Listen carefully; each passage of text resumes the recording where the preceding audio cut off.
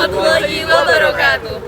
Kami dari kelompok 10 mata kuliah Hukum Bisnis C1 akan mempresentasikan hasil kerja kelompok kami yang berjudul Aspek Perpajakan Sektor Jasa Keuangan untuk memenuhi tugas akhir mata kuliah kami.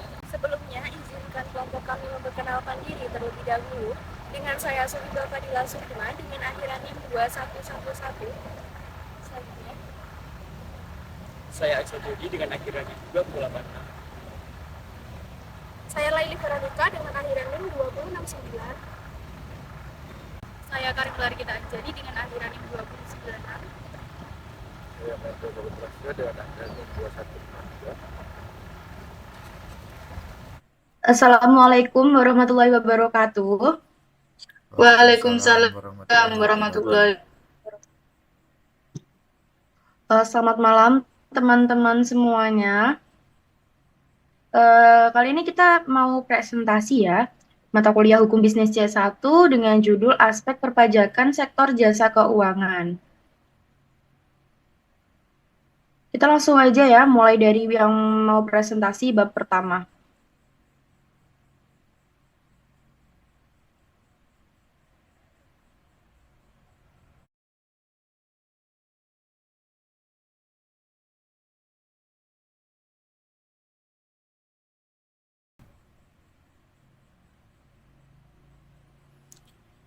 Oke, yang bab pertama adalah pendahuluan.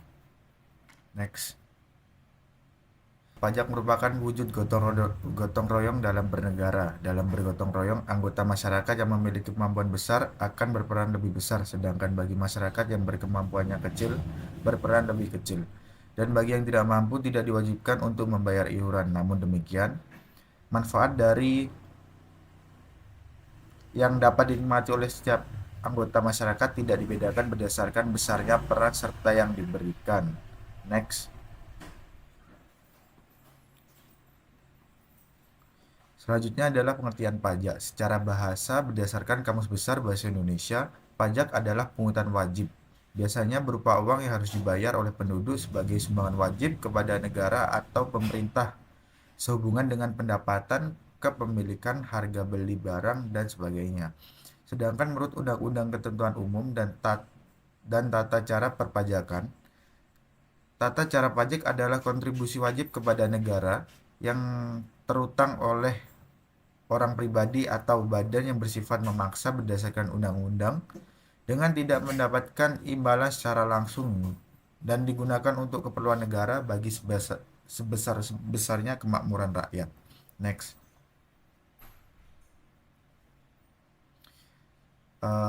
Selanjutnya adalah ciri-ciri pajak. Yang pertama, pajak adalah kontribusi wajib kepada negara. Hal ini menjelaskan bahwa pembayaran pajak merupakan suatu kewajiban kepada negara. Oleh karenanya, apabila terdapat warga negara atau penduduk yang telah menjadi wajib pajak tidak membayar pajak, maka negara bisa memaksa wajib pajak tersebut untuk membayar pajak berdasarkan undang-undang, seperti dikenakan sanksi pengenaan bunga atau dikenakan denda pajak. Yang kedua adalah imbalan atau manfaat atas pembayaran pajak bersifat tidak langsung. Hal tersebut berarti bahwa ketika wajib pajak membayar pajak, tidak serta-merta manfaat atas pembayaran tersebut langsung diterima. Manfaat pembayaran pajak tersebut diterima dalam bentuk penyediaan fasilitas umum oleh pemerintah, penyediaan sarana pendidikan, sarana kesehatan, subsidi transportasi, subsidi bahan bakar, dan subsidi listrik. Dengan imbalan yang tidak langsung ini, maka dimungkinkan adanya subsidi silang dari warga negara atau penduduk yang mampu kepada warga negara lainnya yang tidak mampu dalam mengakses layanan pemerintah. Yang ketiga adalah uang pajak digunakan untuk keperluan negara bagi sebesar-besarnya kemakmuran rakyat, bahwa uang pajak yang telah dikumpulkan di kas negara kemudian oleh pemerintah digunakan untuk pembiayaan layanan pemerintah dan pembiayaan pembangunan.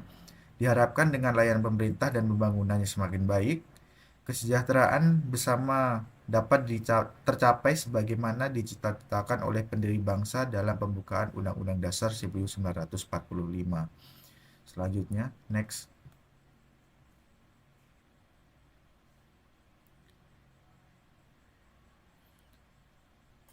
Selanjutnya adalah fungsi pajak.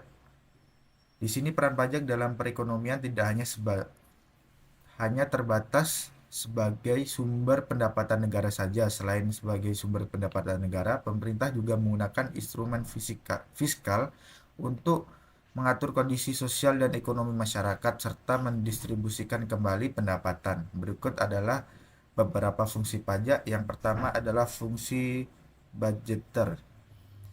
Sebagaimana telah dibahas pada sebab pendahuluan, pajak merupakan salah satu sumber penerimaan negara.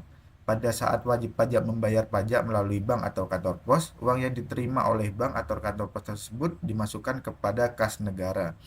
Oleh pemerintah, penerimaan pajak yang masuk ke kas negara tersebut kemudian dialokasikan untuk membiayai pengeluaran pemerintah, baik pemerintah pusat maupun ditransfer ke pemerintah daerah melalui APBN. Yang kedua adalah fungsi reguleren atau mengatur. Fungsi mengatur pajak dipergunakan sebagai instrumen untuk mengatur kondisi sosial dan ekonomi agar sesuai dengan harapan pemerintah. Sebagai contoh, pemerintah mengenakan pajak atas impor barang. Tujuan dari kebijakan ini adalah untuk mendorong produksi barang di dalam negeri. Pemerintah juga memberi fasilitas tax holiday untuk sektor atau industri tertentu. Tujuannya adalah untuk mendorong pengusaha berinvestasi pada sektor atau industri tersebut. Dalam teori ekonomi, pajak juga berfungsi sebagai pengendali inflasi. Yang ketiga adalah fungsi redistribusi pendapatan. Pemerintah mendistribusikan kembali pendapatan melalui pemungutan pajak dari masyarakat yang lebih mampu dan digunakan untuk mensubsidi masyarakat yang kurang mampu.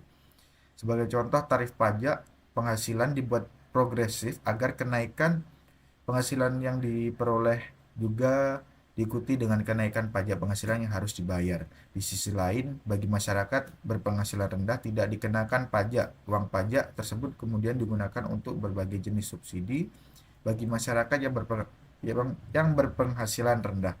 Dengan pengaturan ini, diharapkan kesenjangan ekonomi dan sosial yang ada di masyarakat dapat berkurang. Next.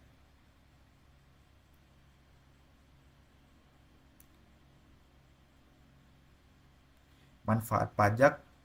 Yang pertama, pada tingkat negara, manfaat atas pembayaran pajak antara lain adalah pembangunan sarana umum seperti jalan, jembatan, sekolah, rumah sakit atau puskesmas, pelabuhan tanpa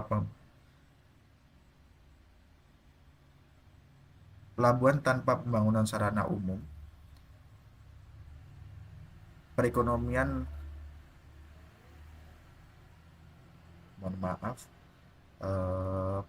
manfaat pajak yang pertama pada tingkat negara, manfaat atas pembayaran pajak antara lain adalah pembangunan sarana umum seperti jalan, jembatan, sekolah, rumah sakit atau puskesmas, dan pelabuhan.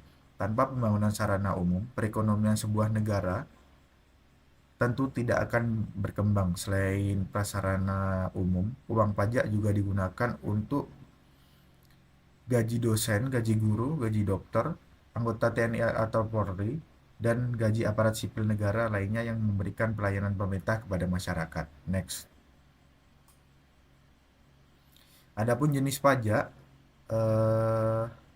menurut Direktorat Jenderal Pajak, menjadi salah satu instansi pemerintah pusat yang diberikan kewenangan mengadministrasikan beberapa jenis pajak, yaitu yang pertama adalah pajak penghasilan, yang kedua pajak pertambahan nilai, yang ketiga pajak bumi dan bangunan sektor perkebunan pertambangan dan kehutanan, yang keempat adalah bea materai. Selain Direktorat Jenderal Pajak, instansi pemerintah pusat yang mengadministrasikan pajak adalah Direktorat Jenderal Pajak dan Bea Cukai. Pajak yang diadministrasikan oleh Direktorat Jenderal Bea dan Cukai antara lain adalah cukai, yang kedua bea masuk, yang ketiga adalah bea keluar. Next. Selanjutnya adalah bab 2, sejarah dan perkembangan sistem perpajakan di Indonesia. Next. Periode 1945 sampai 1983. Peran pajak di awal kemerdekaan Indonesia dapat diketahui dari dokumen sejarah yang dikelola oleh Arsip Nasional Republik Indonesia. Ketentuan mengenai pajak dalam pengelolaan keuangan negara di awal tahun 1946 telah dituangkan dalam Undang-Undang Nomor 2 Tahun 1946 tentang pajak khoir atau surat ketetapan pajak dalam sistem official assessment yang menyatakan tidak berlakunya bagi peraturan tentang batas akhir pajak khoir.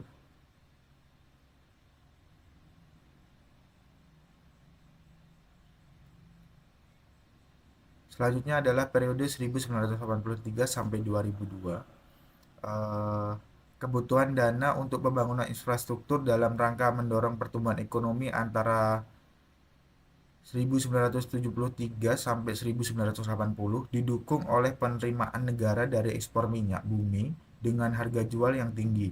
Indonesia saat itu dipimpin oleh Presiden Soeharto mampu meningkatkan perekonomian melalui penerimaan negara dari sektor minyak dan gas bumi. Menjelang berakhirnya masa-masa harga minyak bumi Menjelang berakhirnya masa-masa harga minyak bumi yang tinggi pada akhir tahun 1980, Menteri Keuangan Ali Wardana menyampaikan inisiasi reformasi perpajakan. Tujuan reformasi perpajakan tersebut adalah untuk menjamin keberlangsungan penerimaan negara yang stabil dan bersumber dari kemandirian. Reformasi tersebut difokuskan pada penyusunan undang-undang perpajakan yang sesuai dengan alam demokrasi dan untuk memperluas basis objek perpajakan dalam rangka mewujudkan sistem perpajakan yang lebih memberi keadilan.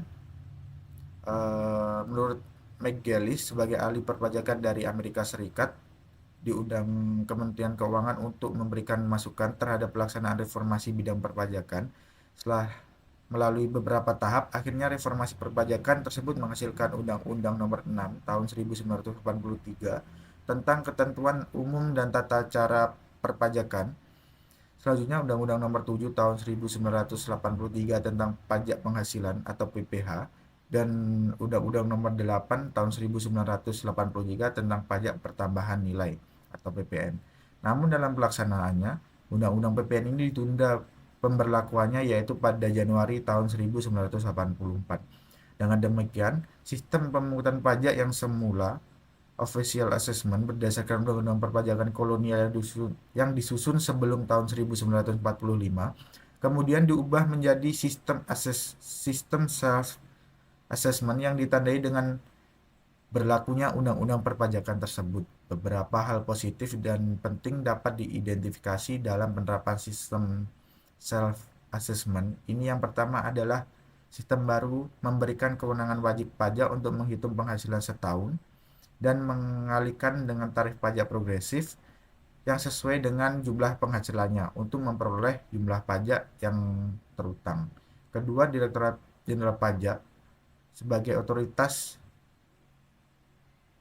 administrasi perpajakan dapat melakukan efisiensi sumber daya yang semula diperlukan untuk menghitung jumlah pajak terutama seluruh wajib pajak.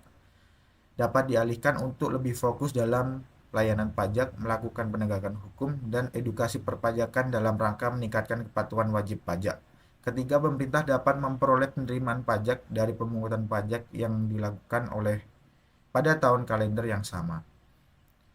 Berdasarkan data penerimaan pajak di awal tahun implementasi sistem self-assessment, terdapat peningkatan penerimaan yang cukup signifikan. Dengan demikian, perbaikan administrasi perpajakan dengan sistem tersebut memberikan dampak positif bagi keberlangsungan penerimaan pajak yang stabil. Namun demikian, krisis ekonomi Asia yang terjadi pada tahun 1998 telah menyebabkan perekonomian Indonesia mengalami defisit dan meningkatkan jumlah kewajiban pembayaran utang luar negeri. International Monetary Fund berlaku sumber dana internasional yang memberikan bantuan pinjaman jangka panjang, mengusulkan reformasi sektor keuangan sebagai salah satu upaya untuk mengatasi krisis ekonomi di Indonesia. Next. Selanjutnya adalah periode 2002 sampai 2014. Untuk memastikan kemandirian bangsa dalam membayar utang tersebut, reformasi perpajakan 2002 dalam hal organisasi dilaksanakan untuk membentuk kantor pelayanan pajak wajib pajak besar atau Large Taxpayer Official atau LTO sebagai strategi pemantauan penerimaan pajak dengan pengumpulan wajib pajak besar dalam satu administrasi perpajakan. Hal ini diikuti dengan pembentukan kantor pelayanan wajib pajak khusus, kantor pelayanan wajib pajak madya atau Middle Taxpayer Office, dan akhirnya pada tahun 2008 seluruh kantor pelayanan wajib pajak pratama atau Small Taxpayer Office.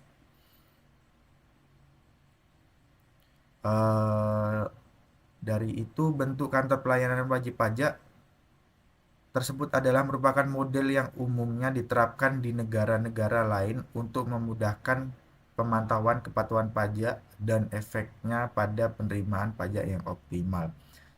Sebelumnya pada tahun 2003, pemerintah menyampaikan dokumentasi white paper sebagai keputusan politik yang diantaranya adalah bertujuan untuk menstabilkan dan memelihara kelanjutan perekonomian yang lebih baik, melanjutkan restrukturisasi dan reformasi sektor keuangan, dan meningkatkan investasi ekspor lapangan kerja baru.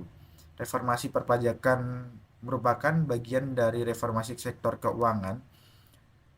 Dalam white paper tersebut, hal utama yang menjadi fokus adalah reformasi undang-undang perpajakan yang lebih bersifat akomodatif terhadap peningkatan investasi. Penyempurnaan undang-undang perpajakan hasil reformasi sektor keuangan yang meliputi undang-undang ketentuan umum dan tata cara perpajakan, UU Pajak Penghasilan, dan UU PPN dalam rangka pemenuhan sasaran strategis white paper 2003 akhirnya disahkan pada tahun 2008. Pada tahun 2008, pada saat pemberlakuan undang-undang ketentuan umum dan tata cara perpajakan yang hasil revisi, terdapat aturan tentang pengampunan pajak yang populer dengan sebutan sunset policy. Kebijakan ini memberikan peluang bagi wajib pajak untuk menyampaikan pembetulan SPT walaupun masih dalam proses pemeriksaan. Diharapkan kebijakan ini dapat menumbuhkan dan meningkatkan kepatuhan wajib pajak di masa depan. Perkembangan administrasi pajak selanjutnya diarahkan untuk menuju layanan digital yang memberikan kemudahan bagi wajib pajak melalui teknologi internet, fasilitas layanan pendaftaran e-registration, layanan pembayaran e-billing, dan layanan pelaporan e-filing. Disediakan bagi masyarakat yang ada di kota besar maupun kota kecil yang sudah terbiasa menggunakan internet dalam kehidupan sehari-hari. Untuk menjaga efisiensi dan efektivitas pembayaran pajak, tetap mengandalkan institusi lembaga keuangan atau bank yang ditunjuk pemerintah.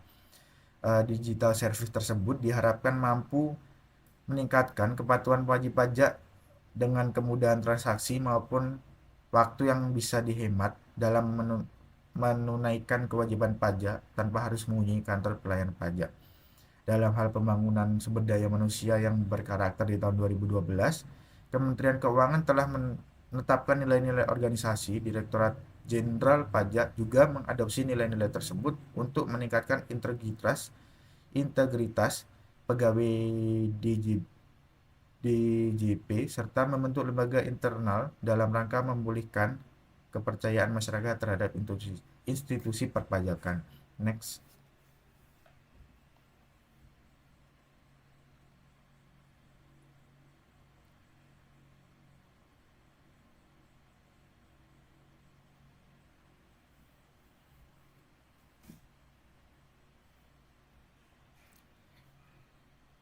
Boleh di next, Kak. Selanjutnya pada tahun periode 2015 sampai 2018. Tahun 2015 dalam rangka melaksanakan program tahun pembinaan wajib pajak, Peraturan Menteri Keuangan Nomor 19 PMK .03 tahun 2015 tentang pengurangan atau penghapusan sanksi administrasi atas keterlambatan penyampaian SPT, pembetulan SPT dari keterlambatan pembayaran atau penyetoran pajak diterbitkan untuk memberikan intensif kepada wajib pajak agar membetulkan SPT sesuai dengan kondisi yang sebenarnya. Salah satu tujuan program tersebut adalah untuk meningkatkan penerimaan negara melalui penegakan hukum. Kebijakan ini juga dikenal sebagai Reinventing Policy 2015. Pada tahun 2016, pemerintah dan DPR mengesahkan Undang-Undang Nomor 11 Tahun 2016 tentang pengampunan pajak. Latar belakang terbitnya undang-undang tersebut adalah untuk mendukung pertumbuhan ekonomi nasional, meningkatkan kepatuhan perpajakan, meminimalisir penghindaran pajak yang dilakukan melalui underground ekonomi dan penyimpanan aset di luar negeri, serta implementasi pertukaran informasi antar negara-negara di dunia. Tujuan terbitnya undang-undang tersebut adalah untuk mempercepat pertumbuhan dan restrukturisasi ekonomi melalui repatriasi aset luar negeri dan meningkatkan pertumbuhan ekonomi nasional dengan memunculkan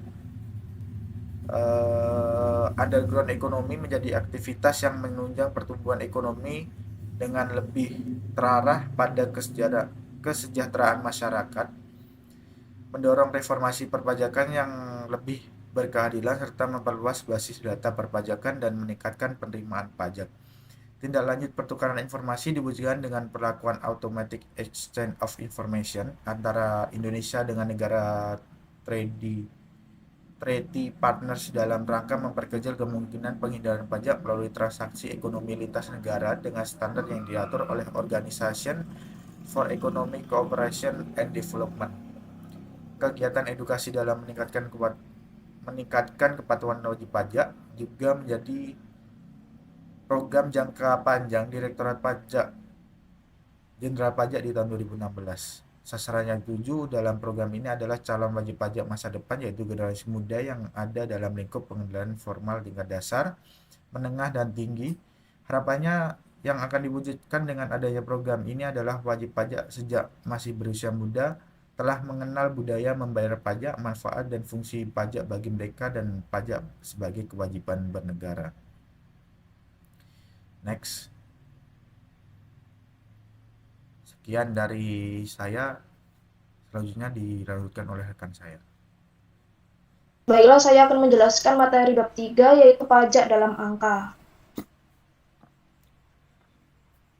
Dalam rangka mewujudkan tujuan negara sebagaimana tertuang dalam pembukaan Undang-Undang Dasar 1945, pemerintah menyusun anggaran dan pembiayaan dan belanja negara atau APBN yang ditetapkan setiap tahun melalui undang-undang. Untuk tahun 2019 telah diundangkan Undang-Undang Republik Indonesia Nomor 12 Tahun 2018 tentang Anggaran Pendapatan dan Belanja Negara tahun anggaran 2019. Dapat dilihat pada gambar berikut. Dalam APBN 2019 direncanakan pembelanjaan negara sebesar 2.461,1 triliun yang digunakan untuk belanja pemerintah pusat sebesar 1.634,3 triliun. Belanja kementerian atau lembaga sebesar 855,4 triliun dan transfer ke daerah dan dana dasar sebesar 826,8 triliun.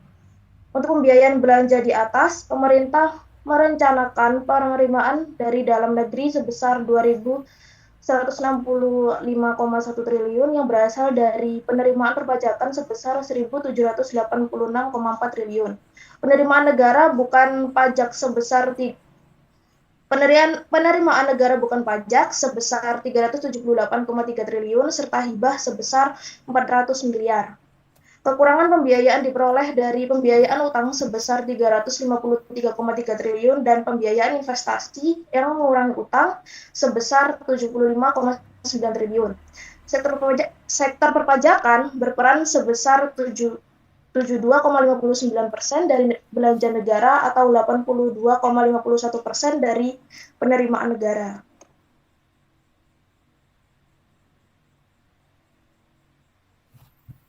Lalu, kemana 1 juta uang pajak kita?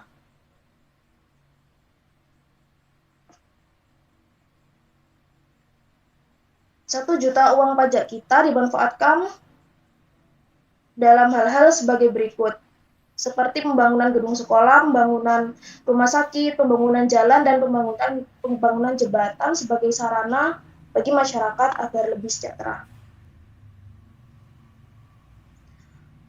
Kemudian yang pertama yaitu tax ratio yang masih rendah. Tax ratio adalah perbandingan antara penerimaan pajak dengan produk domestik bruto yang dihasilkan oleh suatu negara. Rendahnya tax ratio memberikan indikasi bahwa pemungutan pajak masih belum optimal. Masih banyaknya sektor ekonomi yang belum masuk dalam sistem administrasi perpajakan. Bisa dikatakan bahwa masih rendahnya tax ratio menunjukkan banyaknya masyarakat dan perusahaan yang tidak atau kurang dalam membayar pajak, namun mereka menikmati kue pembangunan. Mereka ini disebut dengan free rider. Berdasarkan gambar tersebut, perkembangan tax ratio terlihat kecenderungan penurunan tax ratio dari 2014 sampai dengan 2019. Menurut laporan OECD tahun 2016, tax ratio Indonesia masih berkisar antara 11 sampai 14%. Masih rendahnya tax ratio memberikan peluang untuk program intensifikasi dan ekstensifikasi perpajakan. Kemudian yang selanjutnya adalah penerimaan pajak dalam konteks penerimaan negara. Peranan pajak dalam pembiayaan pembangunan memberikan kontribusi sekitar 75% APBN. Berdasarkan data statistik, kontribusi pajak mengalami peningkatan dari tahun ke tahun, yaitu 74% pada APBN 2014 menjadi 83,1% pada APBN 2019. Sementara sumbangan dari penerimaan sumber daya alam, persentasenya semakin menurun.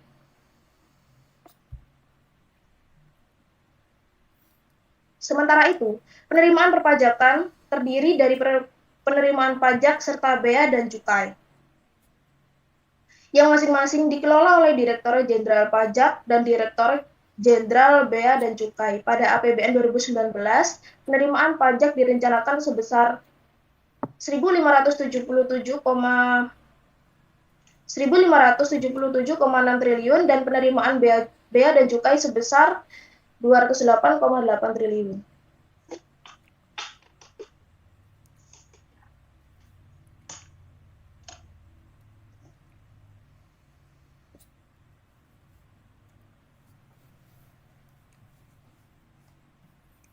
Kemudian yang selanjutnya yaitu kontribusi perpajakan dalam APBN mengalami kenaikan dari 74,9% pada 2014 menjadi 82,5% pada 2019. Sedangkan penerimaan BNPB mengalami penurunan dari 24,6% pada 2014 menjadi 17,5% pada 2019.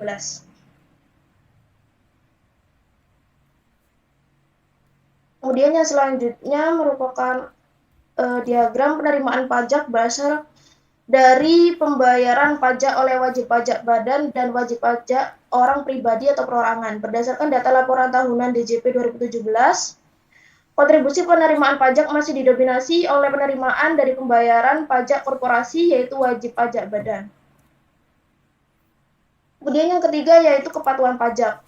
Tidak tercapainya penerimaan pajak dalam 10 tahun terakhir serta masih rendahnya tax ratio di Indonesia mengindikasikan masih rendahnya kepatuhan wajib pajak dan masyarakat Indonesia. Rendahnya kepatuhan wajib pajak dan masyarakat Indonesia dalam memenuhi kewajiban perpajakan. Jika dibandingkan dengan jumlah penduduk Indonesia yang berpotensi menjadi wajib pajak, maka kepatuhan masyarakat untuk berkontribusi dalam perpajakan masih rendah, sebesar 29% dengan asumsi 50% penduduk Indonesia sudah wajib mempunyai NPWP. Pada gambar 15 dipaparkan kepatuhan perpajakan Indonesia untuk wajib pajak tahun 2018. Kemudian pada gambar 16 dipaparkan gambar perkembangan tingkat kepatuhan penyampaian SPT tahunan 2014 sampai 2018.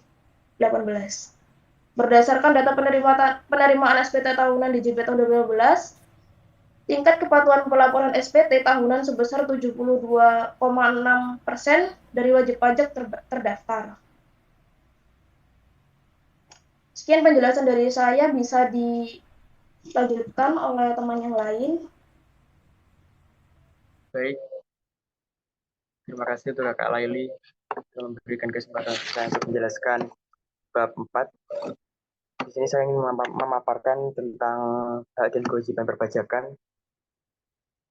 Next slide.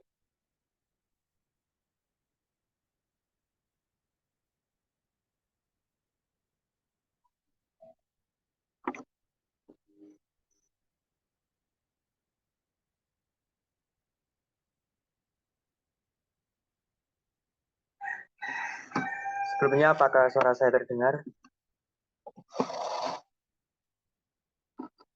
Ya, terdengar. Baik, terima kasih. Saya lanjutkan. Jadi di sini saya menjelaskan tentang definisi penghasilan. Nah, menurut Undang-Undang Pajak Penghasilan, penghasilan didefinisikan sebagai setiap tambahan kemampuan ekonomis yang diterima atau diperoleh wajib pajak, baik yang berasal dari Indonesia maupun dari luar Indonesia, yang dapat dipakai untuk konsumsi atau menambah kekayaan dengan nama dan dalam bentuk apapun. Jadi menurut Undang-Undang Pajak Penghasilan, penghasilan kemudian terdapat kategori penghasilan wajib pajak orang pribadi. Di antaranya nomor yang pertama yaitu penghasilan dari usaha yaitu penghasilan yang diterima atau diperoleh dari kegiatan usaha wajib pajak, misalnya usaha toko atau berjualan online. Yang kedua terdapat penghasilan dari pekerjaan, yakni penghasilan yang diterima atau diperoleh dari pekerjaan bebas yang dilakukan wajib pajak, misalnya dokter, pengacara, atau notaris. Yang ketiga, penghasilan dari pekerjaan, yaitu penghasilan yang diterima atau diperoleh dari pekerjaan wajib pajak sebagai karyawan atau pegawai dari miliknya yang berupa harta bergerak maupun harta tak bergerak, misalnya bunga, dividen, royalti, sewa, dan keuntungan penjualan harta. Kemudian nomor 5 yaitu penghasilan lainnya, yaitu penghasilan yang diterima atau diperoleh wajib pajak selain dari kategori di atas. Misalnya akad hadiah, hibah, warisan, atau utang. Next slide.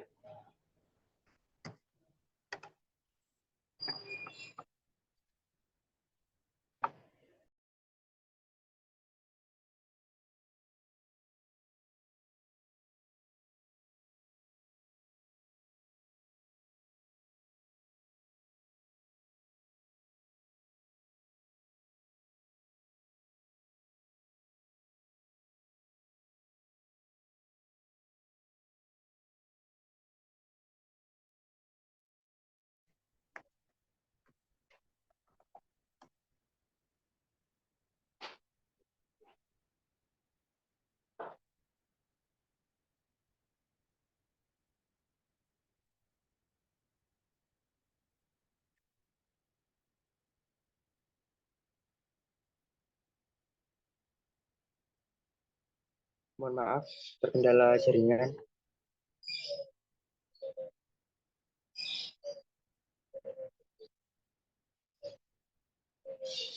Baik, saya lanjutkan.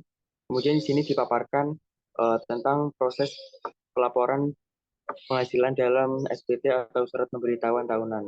Jadi seperti yang dijelaskan pada slide awal, yaitu objek pajak sendiri yaitu penghasilan. Pelaporan penghasilan sendiri ditentukan berdasarkan jenis penghasilan yang kemudian dilanjutkan dengan regulasi-regulasi yang telah ditentukan oleh DJP atau Dewan Jenderal Pajak, yang kemudian nanti pajak pribadi tersebut akan diterima dalam bentuk SPT tahunan atau surat pemberitahuan tahunan dari DJP, Direktorat Jenderal Pajak. Next slide.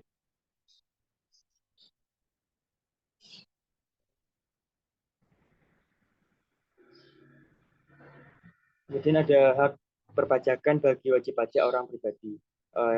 Dalam rangka untuk lebih memberikan keadilan di bidang perpajakan, yaitu antara keseimbangan hak negara dan hak warga negara pembayar pajak, Maka undang-undang perpajakan, yaitu undang-undang ketentuan umum dan tata cara perpajakan, memberikan akomodasi mengenai berbagai hak-hak wajib pajak.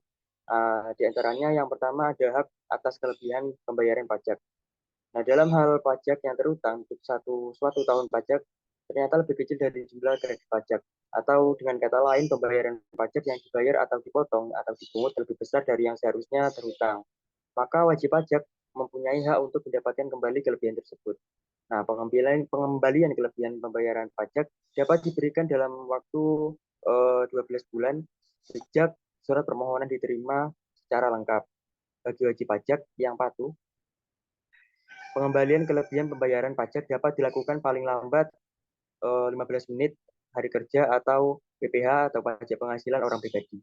Wajib pajak dapat melakukan permohonan pengembalian kelebihan pembayaran pajak melalui dua cara. Yang pertama yaitu SPT dan atau dengan mengirimkan surat permohonan yang ditujukan kepada Kepala KPP.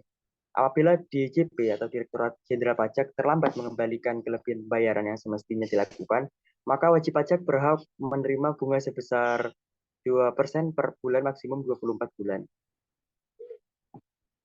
Kemudian hak yang kedua yaitu hak kerahasiaan bagi wajib pajak. Nah, wajib pajak itu mempunyai hak untuk mendapatkan perlindungan kerahasiaan atas segala sesuatu informasi yang telah disampaikan kepada DJP atau Direktorat Jenderal Pajak dalam rangka menjalankan ketentuan perpajakan. Di samping itu, pihak lain yang melakukan tugas di bidang perpajakan juga dilarang mengungkapkan kerahasiaan wajib pajak, termasuk tenaga ahli seperti ahli bahasa, akuntan, pengacara yang ditunjuk oleh DJP untuk membantu pelaksanaan undang-undang perpajakan. Nah, kerahasiaan wajib pajak sendiri berupa yang pertama yaitu surat pemberitahuan, laporan keuangan, dan dokumen lainnya yang dilaporkan oleh wajib pajak. Yang kedua, ada data dari pihak ketiga yang bersifat rahasia. Yang ketiga, dokumen atau wajib pajak lainnya yang sesuai ketentuan perpajakan yang berlaku. Namun, demikian dalam rangka penyidikan, penuntutan, ataupun dalam rangka kerjasama dengan instansi pemerintahan lainnya, keterangan atau bukti tertulis dari atau tentang wajib pajak dapat diberikan atau diperlihatkan kepada pihak tertentu yang ditetapkan oleh Menteri Keuangan. Next slide.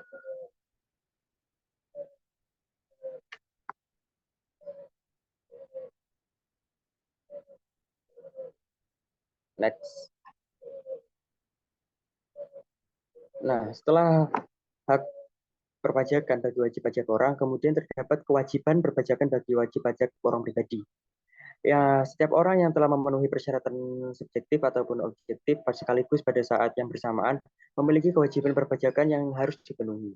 Kewajiban perpajakan tersebut antara lain kewajiban mendaftarkan diri, kewajiban menghitung, membayar, serta melaporkan pajak. Nah, kewajiban yang pertama yaitu kewajiban mendaftarkan diri. Berdasarkan sistem self-assessment, maka wajib pajak mempunyai kewajiban untuk mendaftarkan diri untuk kemudian diberikan NPWP atau nomor pokok wajib pajak. Nah, NPWP ini merupakan nomor identitas yang diberikan kepada wajib pajak atau WP sebagai sarana administrasi dalam melaksanakan hak dan kewajiban perpajakan. Nah, berikut dipaparkan contoh kartu NPWP ya. Jadi terdapat nomor NPWP, nama, alamat, serta tanggal pendaftaran NPWP.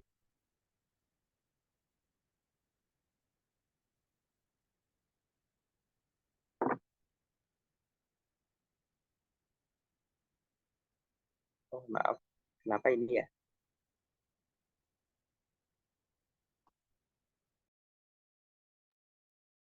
Slide-nya kok hilang?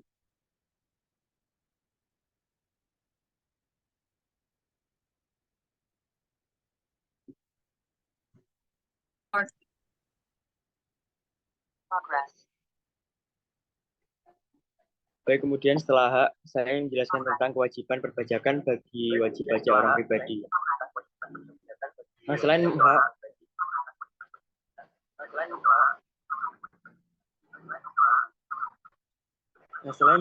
hak, terdapat kewajiban bagi wajib pajak orang pribadi.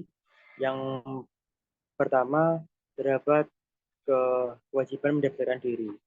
Berdasarkan sistem self-assessment, maka wajib pajak mempunyai kewajiban untuk mendaftarkan diri untuk diberikan NPWP atau nomor pokok wajib pajak NPWP sendiri merupakan nomor identitas yang diberikan kepada wajib pajak atau WP sebagai sarana administrasi dalam melaksanakan hak dan kewajiban perpajakan. Pada slide ini dipaparkan contoh kartu NPWP yang berisi nomor NPWP, nama, alamat, serta tanggal pendaftaran NPWP. Next slide.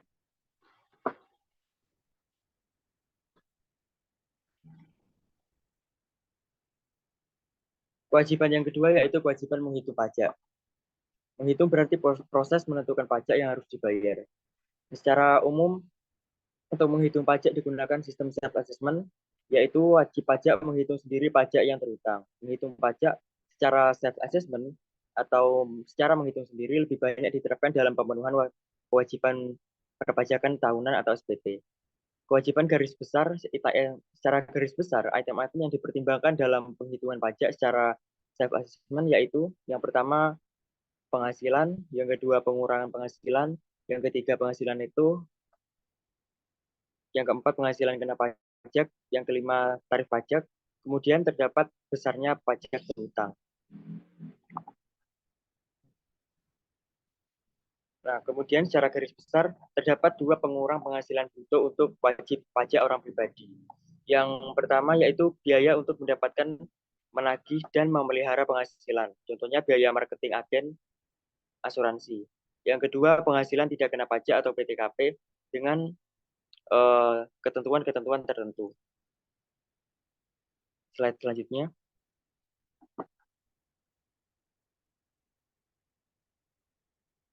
Nah, pada slide ini dipaparkan mengenai ketentuan-ketentuan pada poin kedua dari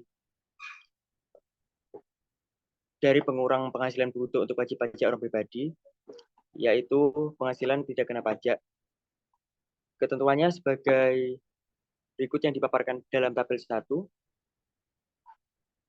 Nah, penghasilan itu sendiri merupakan pengurang penghasilan bruto dikurangi dengan pengurang penghasilan bruto. Dalam hal penghasilan yang diterima atau diperoleh wajib pajak tidak mengeluarkan biaya-biaya, maka dapat dikatakan bahwa penghasilan itu merupakan penghasilan bruto itu saja. Biasanya penghitungan dikenal dengan before tax. Misalnya bagi wajib pajak yang mendapatkan penghasilan dari royalti, pada saat mendapatkan penghasilan tersebut tidak membutuhkan biaya-biaya yang lain. Pengeluaran-pengeluaran yang dapat dikurangi dari penghasilan bruto dapat dilakukan dalam batas-batas yang wajar sesuai dengan regulasi pedagang yang baik. Penghasilan kena pajak merupakan penghasilan itu setelah dikurangi kompensasi kerugian. Bagi wajib pajak orang pribadi, penghasilan kena pajak adalah penghasilan itu setelah dikurangi kompensasi kerugian dikurangi lagi dengan penghasilan tidak kena pajak atau PTKP. Nah, tarif pajak merupakan persentase besaran tertentu yang ditetapkan berdasarkan undang-undang sebagaimana tercantum dalam pasal 17 UU Pajak Penghasilan atau PPH, yaitu wajib pajak orang pribadi dalam negeri sebagai berikut yang dipaparkan dalam tabel 2.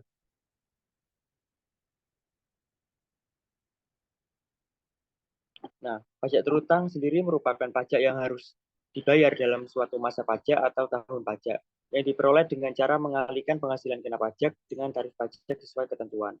Menghitung pajak juga dapat dilakukan dengan menggunakan sistem withholding atau withholding system. Nah, sistem ini merupakan sistem perpajakan di mana pihak ketiga baik wajib pajak orang pribadi ataupun wajib pajak dalam negeri diberikan kepercayaan oleh peraturan perundang-undangan untuk melaksanakan kewajiban memotong atau memungut pajak atas penghasilan yang dibayarkan kepada penerima penghasilan. Pihak ketiga tersebut memiliki peran aktif dalam sistem ini, yaitu berperan dalam memeriksa pajak penagihan maupun tindakan penyitaan apabila terdapat indikasi pelanggaran perpajakan, seperti halnya pada self-assessment system. Sistem pajak ini menekankan pada pemberian kepercayaan kepada pihak ketiga, yaitu pemberi penghasilan melakukan pemotongan atau memungut pajak atas penghasilan yang diberikan dengan suatu persentase tertentu dari jumlah pembayaran atau transaksi yang dilakukannya dengan penerima penghasilan. Nah, penerapan sistem ini atau withholding tax system di Indonesia antara lain seperti yang dikenakan pada pajak penghasilan pasal 4 ayat 2 PPh pasal 15, PPh pasal 21, PPh pasal 22, PPh pasal 23, PPh pasal 26, PPN, dan PPNBM. Nah, wajib pajak orang pribadi yang memperoleh penghasilan dari sektor jasa keuangan seperti bunga, deposito, dan dividen atas saham wajib meminta bukti potong kepada pemberi penghasilan. Sebagai bukti atas penghasilan wajib pajak orang pribadi tersebut telah dibayarkan pajaknya oleh pemberi penghasilan. Nah, bukti potong ini kemudian wajib dilampirkan oleh wajib pajak orang pribadi yang memperoleh penghasilan tersebut pada formulir surat pemberitahuan tahunan atau SPT. Next slide.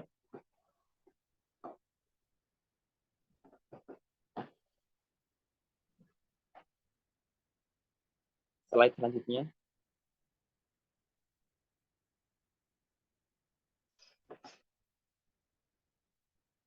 Kewajiban yang ketiga yaitu kewajiban membayar pajak. Nah, setelah diketahui jumlah pajak yang terutang, kewajiban selanjutnya adalah membayar pajak yang terutang tersebut dengan mekanisme sebagai berikut. Yang pertama yaitu membayar sendiri pajak yang terutang. Seperti yang tercantum pada PPh pasal 25, yaitu pembayaran angsuran setiap bulan. Nah, pembayaran PPh pasal 25 ini yaitu pembayaran pajak penghasilan secara angsuran. Hal ini dimaksudkan untuk meringankan beban wajib pajak dalam melunasi pajak yang terutang dalam 1 tahun pajak. Wajib pajak diwajibkan untuk mengangsur pajak yang akan terutang pada akhir tahun dengan membayar sendiri angsuran pajak setiap bulannya.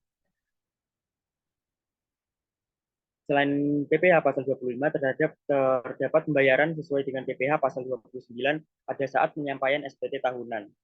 Nah, pembayaran pada PPh pasal 29 yaitu pelunasan pajak penghasilan yang dilakukan sendiri oleh wajib pajak pada akhir tahun pajak apabila terutang untuk 1 tahun pajak lebih besar dari jumlah total pajak yang dibayar sendiri dan pajak yang dipotong atau dipungut pihak lain sebagai kredit pajak yang dapat diperhitungkan. Mekanisme yang kedua yaitu melalui pemotongan dan pemungutan oleh pihak lain seperti yang tercantum pada PPh pasal 4 ayat 2, PPh pasal 15, PPh pasal 21, 23 dan 23, 22 dan 23 serta PPh pasal 26. Nah, pihak lain yang dimaksud di sini berupa pemberi penghasilan, pemberi kerja, pihak lain yang ditunjuk atau ditetapkan oleh pemerintah. Nah, mekanisme ini atau pembayaran ini dilakukan dengan menggunakan billing system. Slide selanjutnya.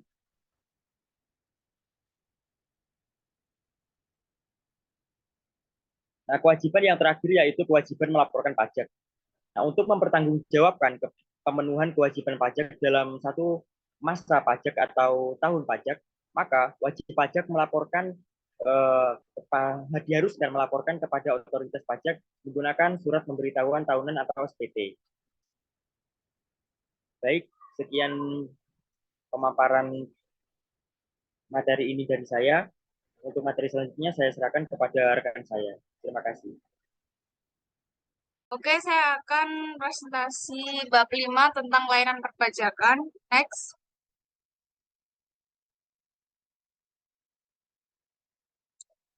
Layanan pendaftaran. Yang pertama ada permohonan pendaftaran NPWP. Apa saja persyaratan permohonan NPWP?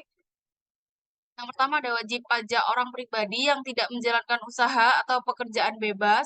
Yang kedua, wajib pajak orang pribadi yang menjalankan usaha atau pekerjaan bebas atau pengusaha tertentu. Yang ketiga, wajib pajak orang pribadi dengan status wanita kawin yang dikenai pajak terpisah dari suaminya. Next.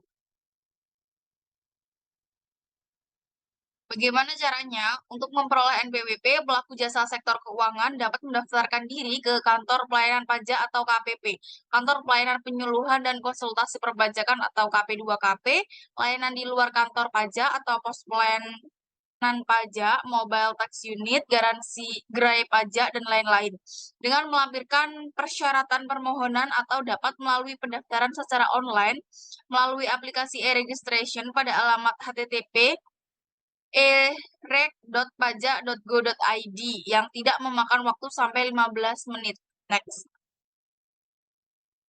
Untuk pendaftaran online, berikut ini adalah cara daftar NPWP online bagi wajib pajak orang pribadi. Yang pertama, unggah dokumen persyaratan. Yang kedua, buat akun di Erek Pajak. Yang ketiga, kirim berkas elektronik. Next. Layanan aktivasi Electronic Filing Identification Number atau EFIN. Layanan ini diberikan kepada wajib pajak untuk melakukan aktivasi Electronic Filing Identification Number atau EFIN agar wajib pajak dapat melakukan transaksi elektronik dengan Direktorat Jenderal Pajak. Mengapa perlu aktivasi EFIN? Aktivasi EFIN harus dilakukan agar wajib pajak dapat melakukan transaksi online. EFIN atau Electronic Filing Identification Number merupakan nomor identitas diri dari wajib pajak yang diterbitkan oleh DJP. Setelah melakukan aktivasi EFIN, wajib pajak akan mendapatkan nomor yang bisa digunakan untuk transaksi online seperti lapor SPT atau e-filing dan pembuatan kode billing untuk pembayaran pajak atau e-billing melalui aplikasi DJP Online atau Application Service Provider atau ASP mitra resmi DJP. Next. Bagaimana cara memperoleh EFIN untuk wajib pajak orang pribadi? Langkah pertama dalam memperoleh kode EFIN adalah dengan mengisi form EFIN untuk mendapatkan kode aktivasinya terlebih dahulu. Langkah-langkah selanjutnya untuk mendapatkan EFIN adalah sebagai berikut. Yang pertama, download dan isi formulir EFIN. 2. Sampaikan permohonan ke KPP. Yang ketiga, persyaratan dan dokumen yang dibawa ke KPP. Yang keempat, melakukan aktivasi EFIN. Next.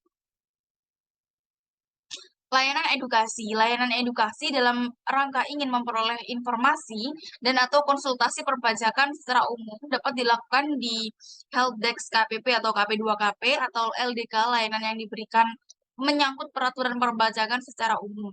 Layanan kelas pajak dan konsultasi perpajakan yang dilakukan di Helpdesk KPP atau KP2KP atau LDK.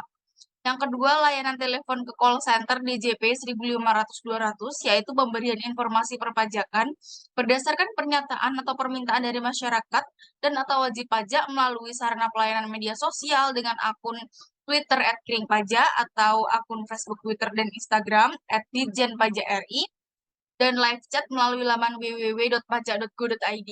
Next. Berikut adalah layanan administrasi. Yang pertama ada pembuatan kode billing pembayaran pajak.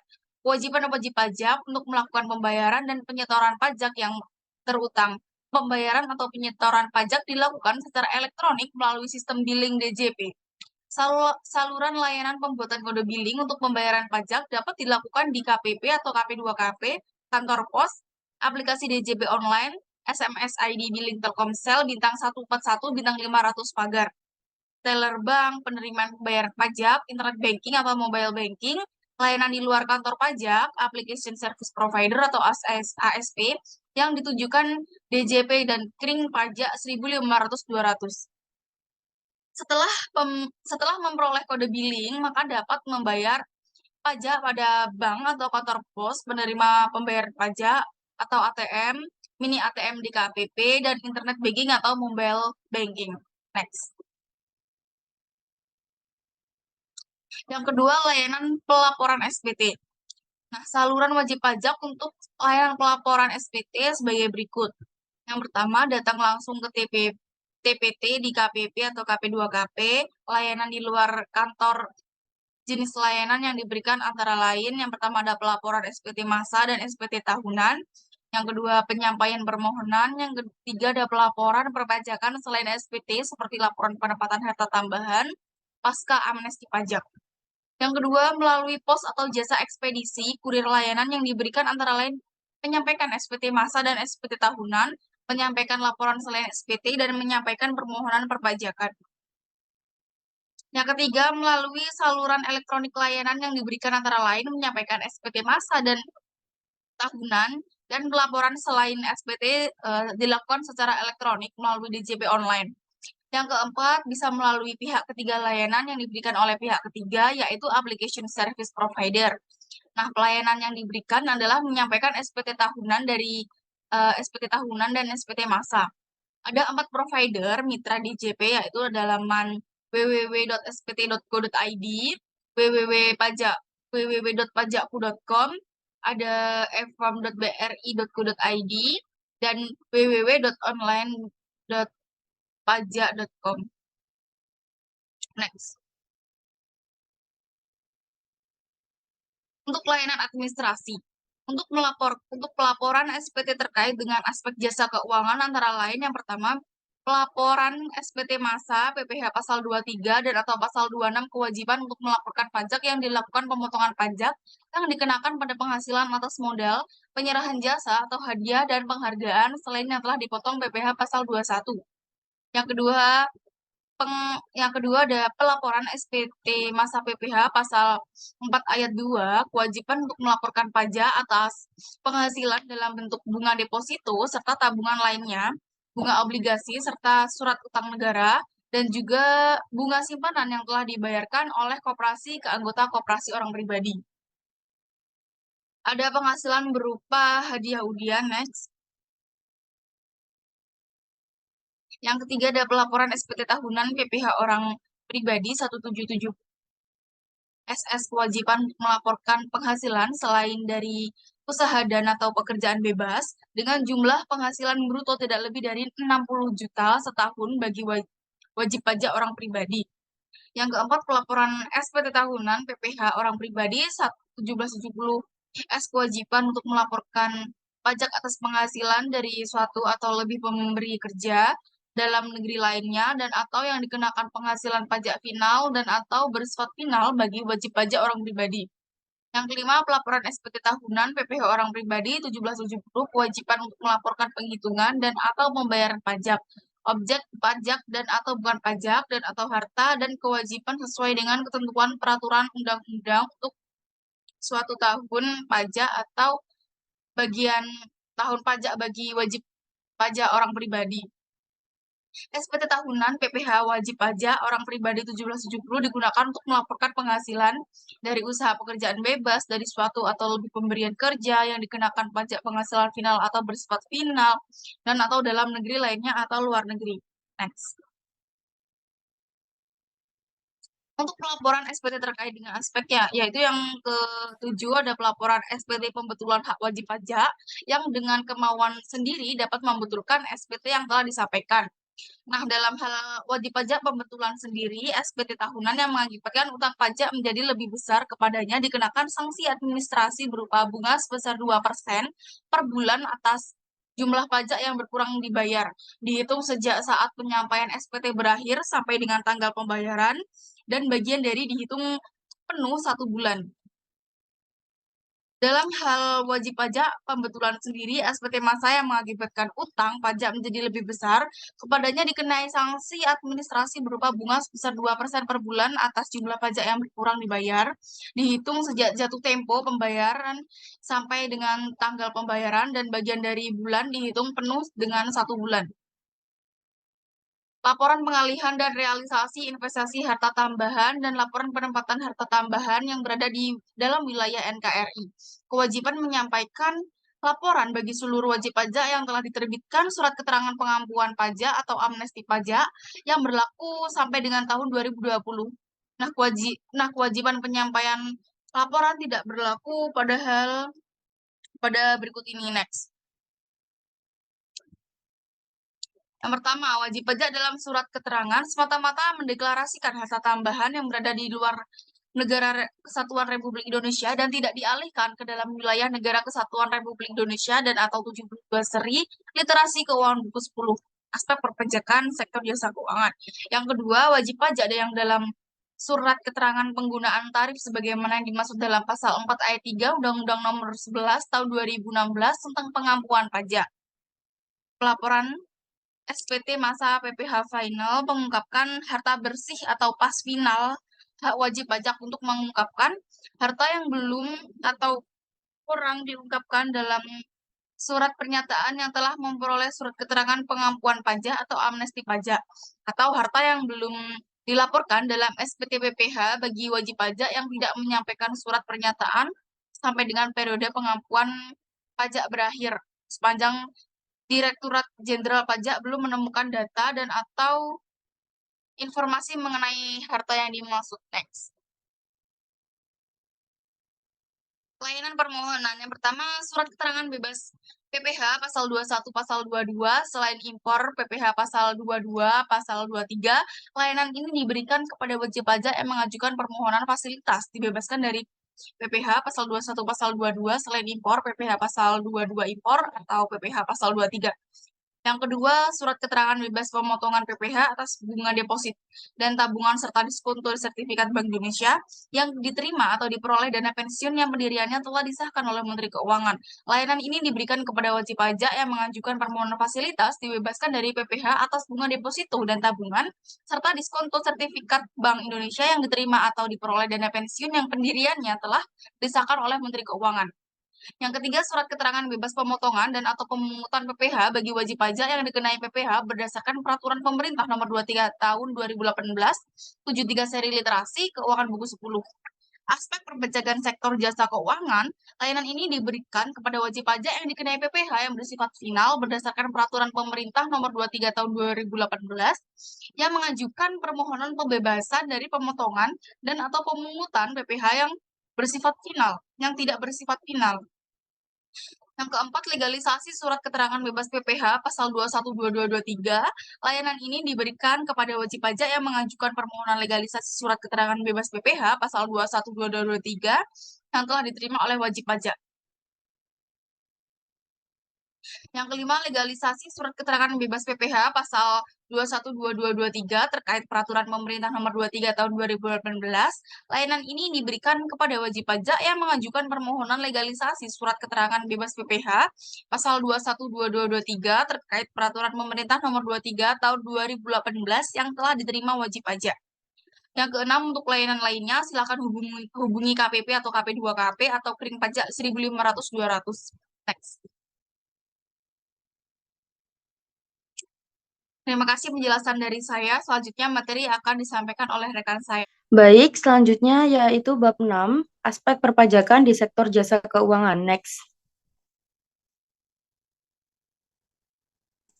Yang pertama yaitu di subbab pertama ada perbankan. Subjek dan objek pajak. Yang merupakan subjek pajak adalah pemotongan dan pemungutan pajak penghasilan atau PPh oleh bank, wajib pajak orang pribadi yang memiliki deposito di bank. Bank atau bank baik pusat maupun cabang merupakan subjek pajak yang harus mendaftarkan diri. Lalu, yang menjadi objek pajak adalah penghasilan, yaitu setiap tambahan kemampuan ekonomis yang diterima atau diperoleh wajib pajak, baik yang berasal dari Indonesia maupun dari luar Indonesia, yang dapat dipakai untuk konsumsi atau untuk menambah kekayaan wajib pajak yang bersangkutan dengan nama dan dalam bentuk apapun. Next. Nomor 2 yaitu tarif dan mekanisme perpajakan. Pajak terhutang dihitung dengan cara mengalihkan tarif pajak dengan dasar pengenaan pajak atau DPP sebagai berikut. Tarif dikalikan dasar pengenaan pajak atau DPP. Selanjutnya yaitu nomor 3 ada pelaporan dalam SPT. Bank wajib menyampaikan surat pemberitahuan atau SPT masa sesuai dengan jenis pajaknya untuk melaporkan kegiatan pemotongan pajak yang dilakukan pada suatu masa pajak tertentu. SPT masa PPh wajib dilaporkan paling lama 20 hari setelah masa pajak berakhir. Sedangkan SPT masa PPN wajib dilaporkan paling lama akhir bulan berikutnya setelah masa pajak berakhir. Next. Apabila PPh terutang lebih besar daripada kredit pajak, maka status SPT adalah kurang bayar, dan atas kekurangan tersebut wajib dibayarkan sebelum SPT dilaporkan. Apabila PPh terutang lebih kecil daripada kredit pajak, maka status SPT adalah lebih bayar dan dapat diajukan pengembalian atau restitusinya dengan syarat melalui prosedur pemeriksaan pajak oleh Direktorat Jenderal Pajak terlebih dahulu. Next. Bagi pihak yang membutuhkan modal, selanjutnya yaitu ada pasar modal. Bagi pihak yang membutuhkan modal, pasar modal menyediakan sarana pendanaan bagi perusahaan maupun institusi lain, misalnya pemerintah. Sedangkan bagi pemilik modal sebagai sarana bagi kegiatan berinvestasi demi mendapatkan imbal hasil yang diharapkan lebih tinggi dibanding investasi pada instrumen perbankan. Nomor 1 yaitu perpajakan dalam investasi saham. Saham dapat didefinisikan sebagai tanda penyertaan modal seseorang atau pihak atau badan usaha dalam suatu perusahaan atau perseroan terbatas. Next.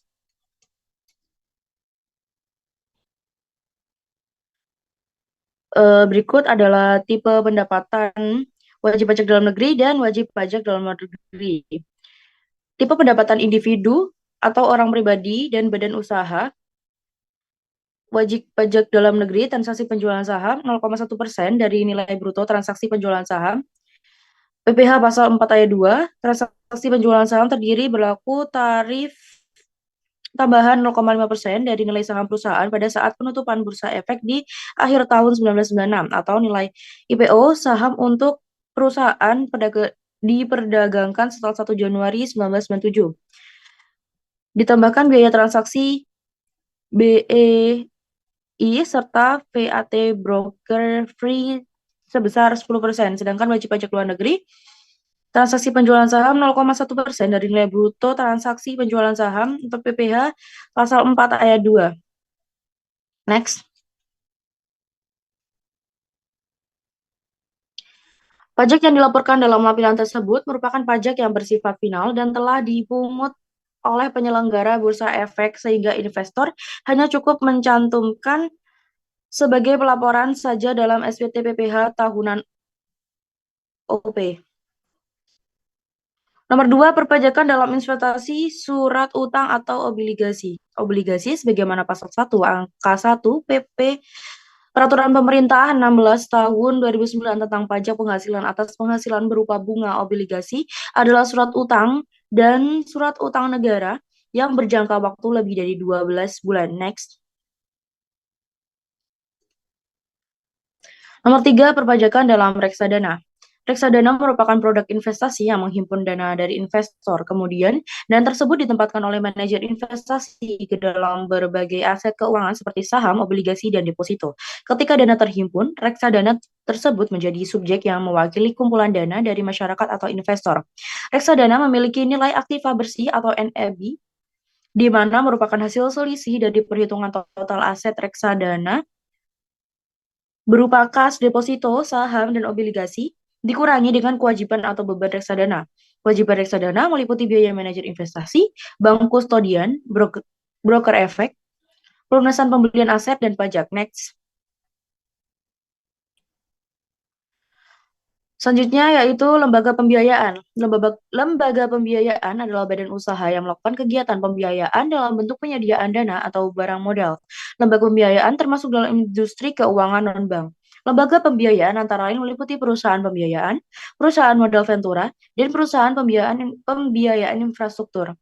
Yang pertama yaitu ada subjek dan objek pajak. Pasal 2 ayat 1 Undang-Undang Pajak Penghasilan PPh menyatakan pihak-pihak yang terkait dengan lembaga pembiayaan seperti orang pribadi dan badan merupakan subjek PPh. Pihak-pihak tersebut harus mendaftarkan diri untuk mendapatkan nomor pokok wajib pajak atau NPWP. Next. Yang menjadi objek pajak adalah penghasilan, sehingga apabila atas transaksi terkait dengan kegiatan lembaga pembiayaan tidak melibatkan penghasilan, maka tidak akan dikenai PPh. Nomor 2, ada tarif dan mekanisme perpajakan. Sepanjang tidak ada transaksi yang menjadi objek PPh atau PPN, maka tidak ada PPh atau PPN yang wajib dibayarkan oleh pihak-pihak yang terkait dengan lembaga pembiayaan. Untuk biaya materai terutang oleh pihak yang menerima atau pihak yang mendapat manfaat dari dokumen, kecuali pihak-pihak yang bersangkutan menentukan lain. Next. Nomor 3, ada laporan dalam SD. Sepanjang tidak ada transaksi terkait dengan lembaga pembiayaan yang menjadi objek PPh, maka tidak ada laporan hal tersebut pada bagian penghasilan dan penghitungan PPh pada SPT tahunan. Untuk SPT tahunan PPh, wajib pajak orang pribadi wajib dilaporkan selama 3 bulan setelah akhir tahun pajak atau tanggal 31 Maret tahun berikutnya. Sedangkan SPT tahunan PPh wajib pajak badan wajib dilaporkan paling lama 4 bulan setelah akhir tahun pajak atau tanggal 30 April tahun berikutnya. Next.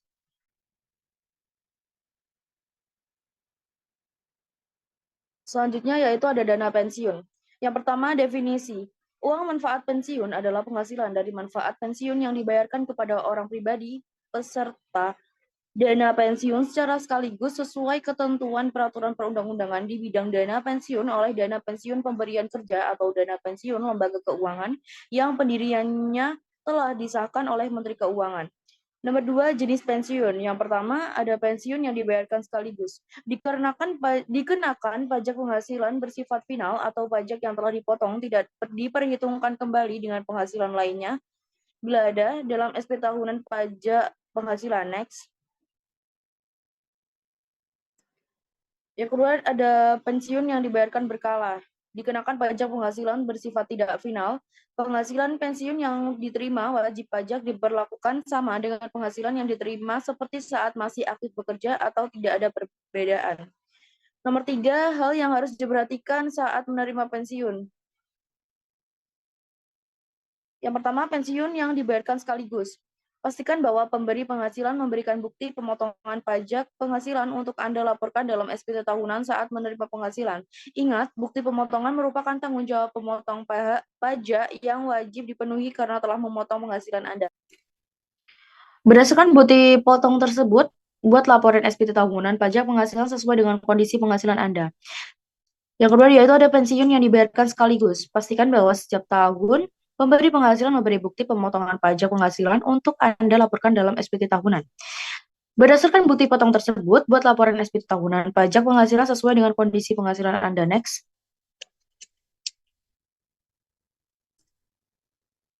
Nomor 4 ada pelaporan. Yang pertama ada pensiun yang dibayarkan sekaligus.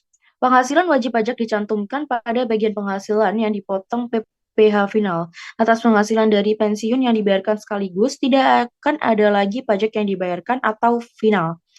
Yang kedua yaitu ada pensiun yang dibayarkan berkala, diperlakukan seperti melaporkan penghasilan saat masih aktif bekerja.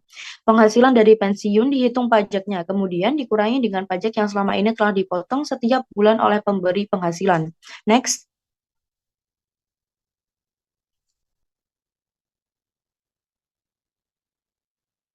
Selanjutnya yaitu ada subbab lembaga jasa keuangan lainnya. Berdasarkan Undang-Undang Republik Indonesia Nomor 21 Tahun 2011 tentang Otoritas Jasa Keuangan yang termasuk dalam lembaga jasa keuangan lainnya adalah Pegadaian, Lembaga Penjaminan, Lembaga Pembiayaan Ekspor Indonesia, Perusahaan Pembiayaan Sekunder Perumahan, dan lembaga yang menyelenggarakan pengelolaan dana masyarakat yang bersifat wajib, meliputi penyelenggara program jaminan sosial, pensiun, dan kesejahteraan, sebagaimana dimaksud dalam peraturan perundang-undangan mengenai pergadaian, penjaminan, Lembaga Pembiayaan Ekspor Indonesia, Perusahaan Pembiayaan Sekunder Perumahan, dan pengelolaan dana masyarakat yang bersifat wajib, serta lembaga jasa keuangan lain yang dinyatakan diawasi oleh OJK berdasarkan peraturan perundang-undangan. Next. Yang pertama ada perusahaan pergadaian. Kegiatan usaha utama perusahaan pergadaian meliputi yang pertama ada penyaluran uang pinjaman dengan jaminan berdasarkan hukum gadai. Nomor 2 ada penyaluran uang pinjaman dengan jaminan berdasarkan fidusia. Yang ketiga, pelayanan jasa titipan barang berharga dan atau pelayanan jasa taksiran. Next. Perusahaan pergadaian yang diatur dan diawasi oleh OJK adalah perusahaan pergadaian pemerintah dan perusahaan pergadaian swasta. Yang pertama ada perusahaan pergadaian pemerintah adalah PT Pegadaian atau Persero sebagaimana dimaksud dalam Statsblad tahun 1928 nomor 81 tentang Panduis Reglement dan Peraturan Pemerintah tahun 51 tahun 2011 tentang perubahan bentuk badan hukum perusahaan umum atau Perum, Pegadaian menjadi perseroan atau Persero. Next. Yang kedua ada perusahaan pergadaian swasta adalah badan hukum yang melakukan usaha pergadaian. Bentuk badan hukum perusahaan pergadaian adalah perseroan terbatas atau koperasi. Model di sektor perusahaan pergadaian ditetapkan berdasarkan lingkup wilayah usaha yaitu sebesar 500 juta rupiah untuk lingkup wilayah usaha kabupaten atau kota atau 2,5 miliar untuk lingkup wilayah usaha provinsi. Bagi pelaku usaha pergadaian yang telah melakukan kegiatan usaha pergadaian sebelum Peraturan OJK nomor 31 dapat mengajukan permohonan pendaftaran kepada OJK paling lama 2 tahun sejak peraturan OJK ini digunakan. Next.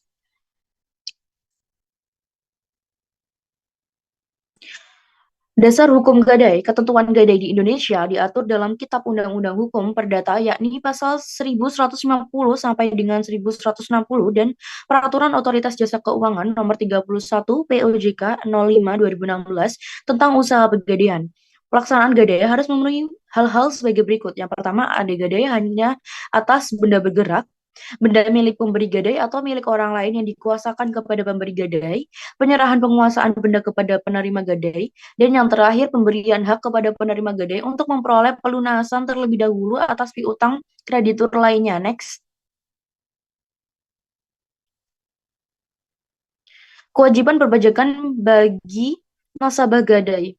Dalam hal memperoleh tambahan kemampuan ekonomi dari hasil lelang atau nilai lelang lebih tinggi dari nilai barang, maka penambahan kemampuan ekonomi ini dapat diperhitungkan sebagai penghasilan lain-lain yang dapat menambah penghasilan nasabah sebagai dasar perhitungan penghasilan kena pajak dalam SPT tahunan PPh orang pribadi yang dikenakan tarif sesuai dengan pasal 17 UU KUP.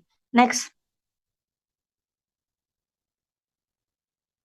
Nomor 2 yaitu lembaga keuangan mikro. Lembaga keuangan mikro atau LKM adalah lembaga keuangan yang khusus didirikan untuk memberikan jasa pengembangan usaha dan pemberdayaan masyarakat, baik melalui pinjaman atau pembiayaan dalam usaha skala mikro kepada anggota dan masyarakat, pengelolaan simpanan, maupun pemberian jasa konsultasi pengembangan usaha yang tidak semata-mata mencari keuntungan. Next.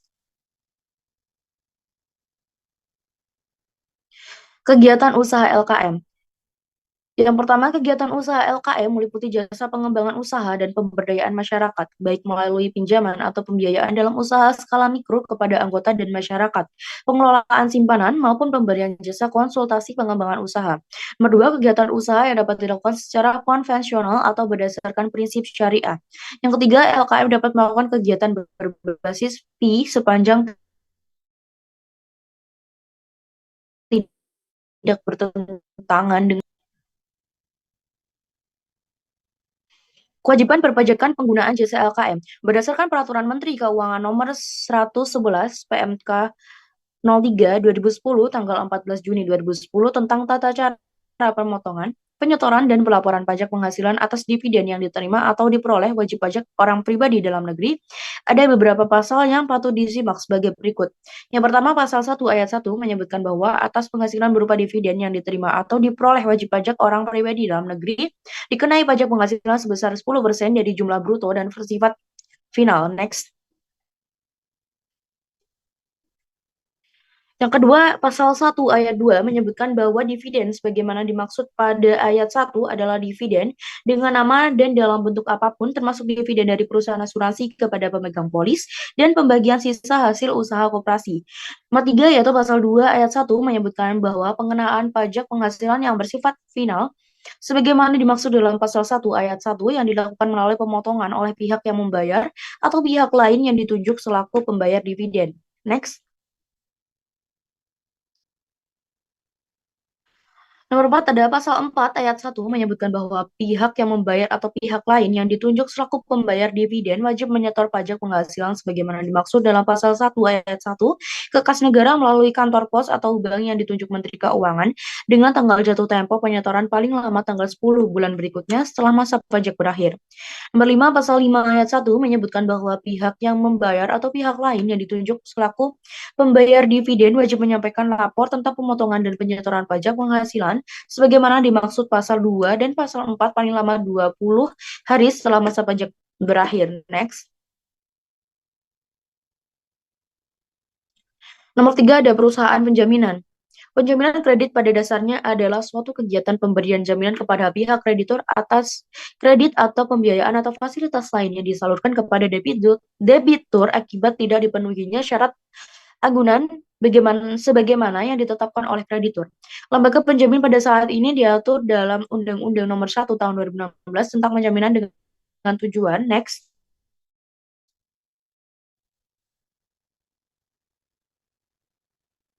Yang pertama, menunjang kebijakan pemerintah, terutama dalam rangka membantu usaha mikro, kecil, dan menengah atau UMKM untuk mengakses pendanaan dari perbankan dan lembaga keuangan lainnya.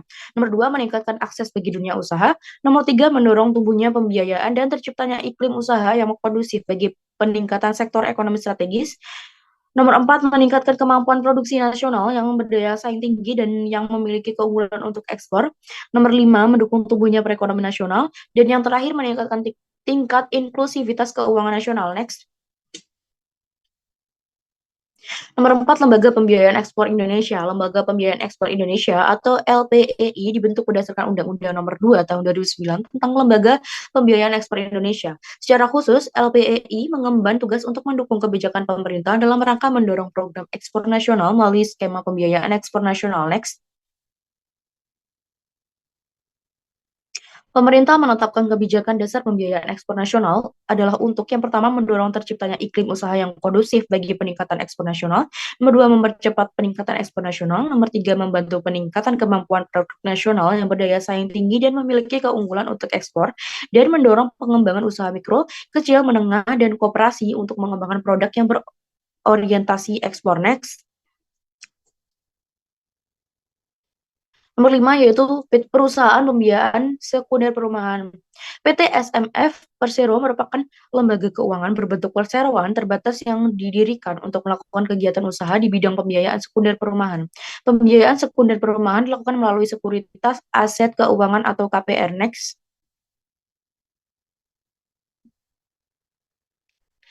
Selanjutnya yaitu ada pemegang polis asuransi. Definisinya adalah menurut UU Nomor 40 Tahun 2014 tentang perasuransian, asuransi didefinisikan sebagai perjanjian antara dua pihak yaitu perusahaan asuransi dan pemegang polis yang menjadi dasar bagi penerimaan premi oleh perusahaan asuransi sebagai imbalan untuk yang pertama memberikan penggantian kepada tertanggung atau pemegang polis karena kerugian, kerusakan, biaya yang timbul, kehilangan keuntungan, atau tanggung jawab hukum kepada pihak ketiga yang mungkin diderita tertanggung atau pemegang polis karena terjadinya suatu peristiwa yang tidak pasti atau (NEX). Memberikan pembayaran yang didasarkan pada meninggalnya tertanggung atau pembayaran yang didasarkan pada hidupnya tertanggung dengan manfaat yang besarnya telah ditetapkan dan atau didasarkan pada hasil pengelolaan dana. Yang pertama ada subjek pajak. Memberikan pembayaran yang didasarkan pada meninggalnya tertanggung atau pembayaran yang didasarkan pada hidupnya tertanggung dengan manfaat yang besarnya telah ditetapkan dan atau didasarkan pada hasil pengelolaan dana (NEX).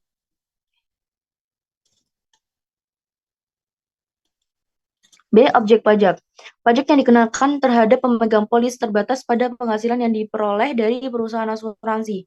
Nomor 2 ada pelaporan pajak. SPT tahunan, PPh, wajib pajak orang pribadi atau SPT memiliki tiga jenis formulir yaitu formulir SPT 1770, formulir SPT 1770S, dan formulir SPT 1770SS.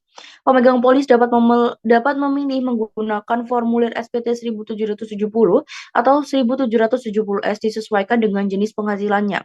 Bagi pemegang polis yang memiliki penghasilan dari usaha, formulir yang digunakan adalah formulir SPT 1770. Sedangkan bagi pemegang polis yang hanya memiliki penghasilan dari pekerjaan atau karyawan, formulir yang digunakan adalah formulir SPT 1770S (NEX).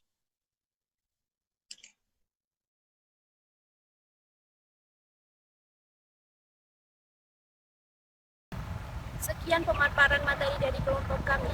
Kurang lebihnya mohon maaf. Terima kasih. Wassalamualaikum warahmatullahi wabarakatuh.